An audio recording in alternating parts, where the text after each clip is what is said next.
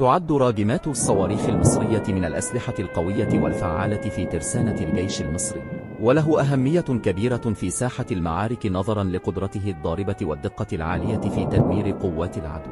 ويستطيع تدمير القوات البرية المتحركة مثل الجنود والدبابات وضرب التحصينات والجسور والمباني بدقة عالية، وقادر على فتح الثغرات والتمهيد النيراني لقوات المشاة وعمل ستارة دخان ليساعد القوات البرية إلى التقدم.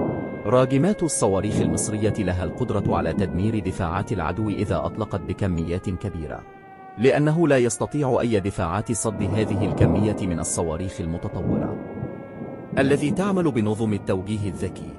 وأصبحت هذه الصواريخ تتمتع بدقة عالية مما يسمح لها بضرب أهداف محددة بكل دقة، وأصبحت مصر من أقوى 7 دول في العالم في امتلاك هذا السلاح المرعب.